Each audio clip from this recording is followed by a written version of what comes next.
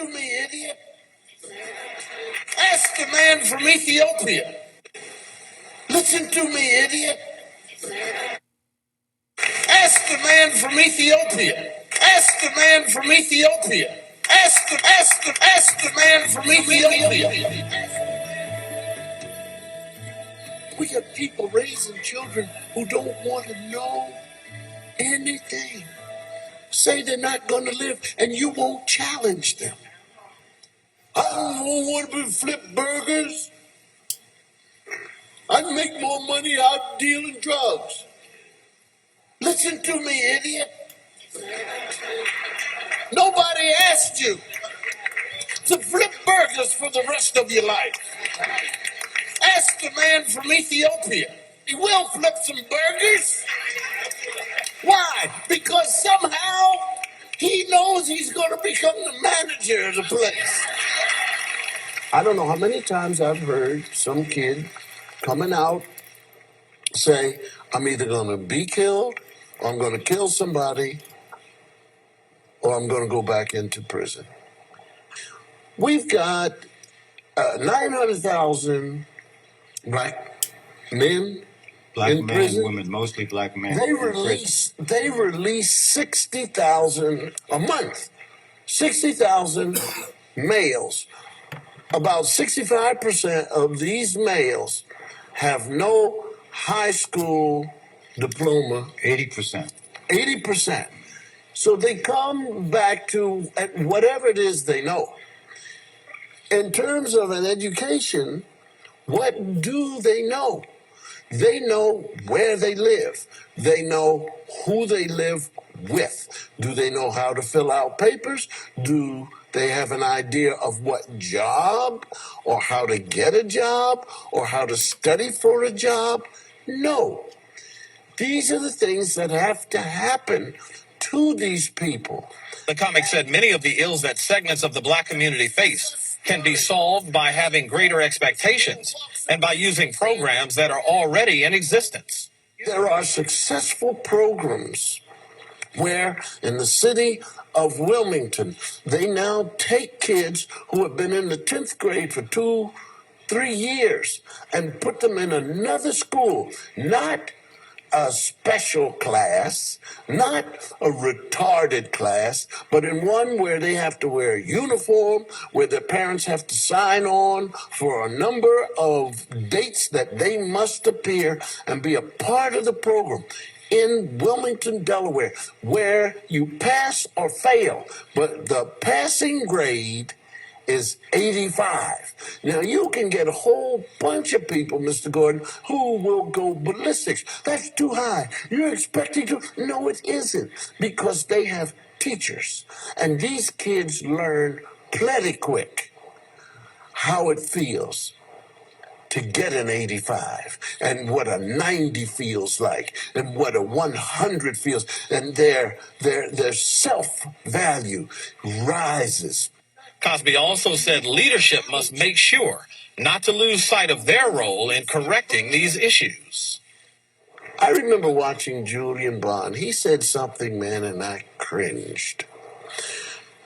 And he was with James Brown on a television show, and they were talking about youth or something. And this brilliant man, so well educated, so many stripes from the civil rights movement, so many successes, said something to the effect that he really didn't want to challenge youth or what was going on that much because he didn't want to be seen as an old fuddy-duddy. And I just winced. And I wondered, man, who's going to tell him he has to? So, Doctor, where did it change? It seems to me that often the media is a reflection of the times. And if you look at the 60s and 70s and just listen to music of the 60s and 70s, it was hopeful, it was togetherness, it was bringing about change. If you look at today's and listen to today's music, it is something completely different that Dr. Cosby has already talked about. Where did we see the change? Is there a pinpoint? Is there a blip on the screen that you can point to say, that's where we turned the corner? Well, the blip that I see, I identify with some older rap artists who first started publicly using the word nigger in rap. Now, that goes back probably 30 years. Remember, there was a group called Niggers with Attitude? NWA. That goes way back.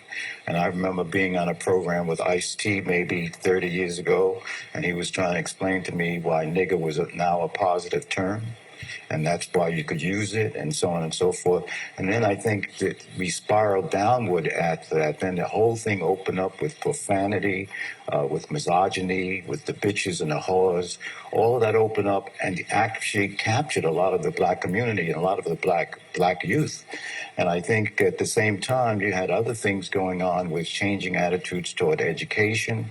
You had more single-parent homes. So about 70% of homes now in the black community are single families headed by women. If you go back 1950, it was the reverse. Most of the kids were born into two-parent homes, about close to 80% of them. So you had a lot of breaking down of the family. So let's give hip hop its failure in that. Where does middle class failure come in? Black middle class failure, which clearly at some point we saw a breakdown in some of the things that Mr. Cosby was talking about that we grew up with, that were no longer even touted as the right thing to do in middle class families. Well, I think that we've been quiet in kind of spreading the gospel about our values and what's right and what's wrong, and been a little bit too passive about it. But I think the black middle class still has been involved. If you looked at all of the organizations and so on, all the people promoting self-help, a lot of those people are middle class who are working in the black community. And I'm talking about from doctors to social workers to counselors to people working in community programs to people working in fatherhood projects, male responsibility projects. A lot of that comes from the black middle class. So we've been trying to do what we can, but we're not doing enough. Do you think the majority of the black middle class has shouldered its weight in this? I think that there's a war. There always has been. Bourgeois baiting. And you trying to be better than I baiting.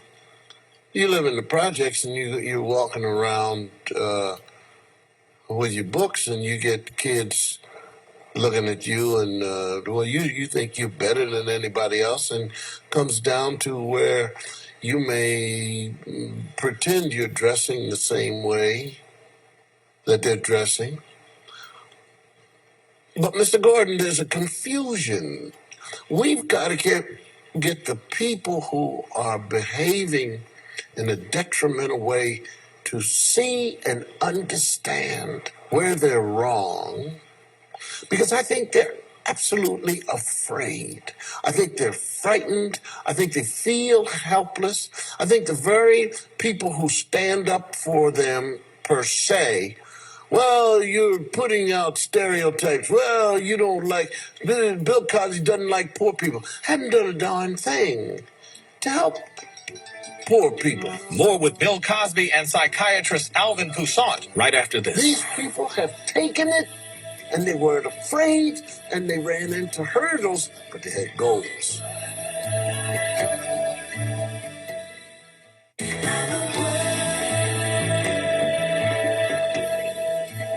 We got people raising children who don't want to know anything.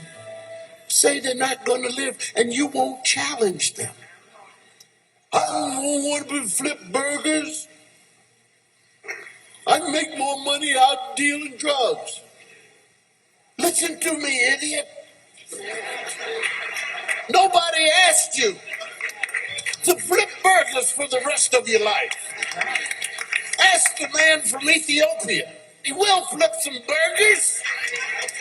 Why? Because somehow he knows he's going to become the manager of the place. I don't know.